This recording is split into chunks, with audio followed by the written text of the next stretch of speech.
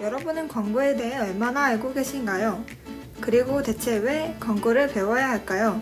광고는 간판, 현수막, SNS 등 다양한 계제 위치를 막론하고 우리 사회에 펼쳐져 있습니다. 사업, 영업, 공기관, 대학, 의료 등 업종과 무관하게 누구나 광고가 필요한 시대, 우두환의 광고의 파런칙, 지금 시작합니다. 광고를 진행할 때 가장 큰 비용을 쏟아붓는 것은 과연 무엇일까요? 정답은 바로 소비자의 시선을 끄는 수단입니다. 소비자가 광고를 보도록 하기 위해서는 우선 다양한 매체에 노출해야 합니다. 하지만 책의 필자는 광고를 바라보게 하는 것에 필요 대비 과한 금액을 지급하지 말라고 조언합니다. 과도한 광고비는 현 사업이나 제품, 서비스를 유지하는 데 큰 걸림돌이 될 수 있기 때문이죠.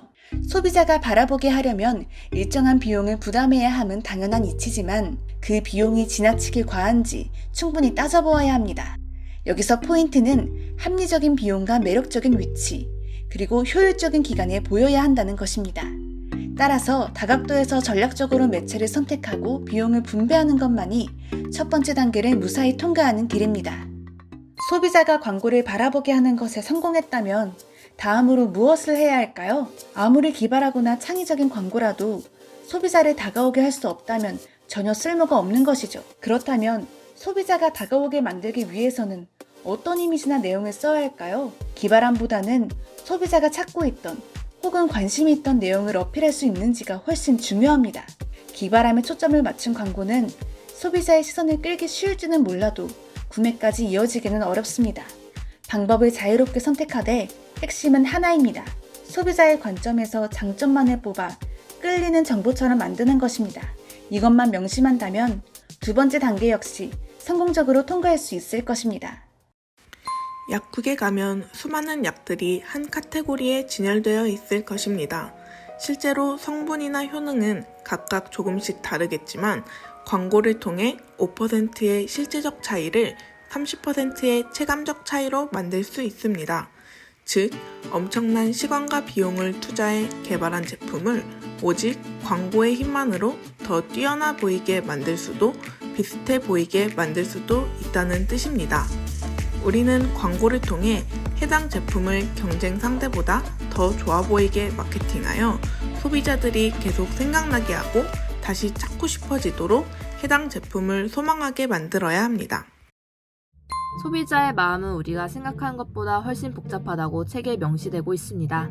그만큼 소비자는 냉정하고 객관적으로 제품을 비교하기 때문에 이러한 냉철한 소비자들에게 우리의 제품을 만족하고 팬으로 만들기 위해선 약간의 트릭이 필요합니다. 소비자들을 만족시키기 위해서 책에서 언급한 방법으로는 첫째, 여론을 만들어라. 둘째, 이미 만족한 사람의 후기를 대표로 제시해라. 셋째, 만족했다고 말하는 방법을 사용하라 라고 조언합니다. 여기서 둘째, 이미 만족한 사람의 후기를 대표로 제시하라인데요. 한 제품이 있을 때 그 제품에 만족한 적응량의 후기들이라도 광고에 제시한다면 이후 소비자들을 이미 만족한 소비자의 후기와 같은 관점으로 해당 제품을 바라보게 된다는 설명이었습니다. 제품을 객관적으로 설명하기보다는 가성비가 너무 좋다 등의 후기를 제시하는 것이 구매 후 디자인이나 재질에 대해서 불만을 표시하지 않고 단점은 장점으로, 장점은 더 큰 장점으로 받아들인다고 설명합니다.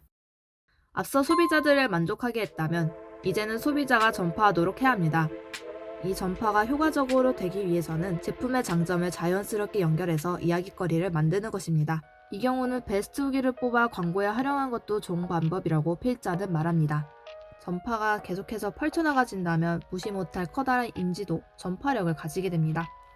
우리의 제품에 더 높은 매출을 올리고 싶다면 이러한 커뮤니티와 SNS에서 시장을 파악하고 실제로 올라오는 후기들을 모아 광고에 전파하는 것은 어떤가요?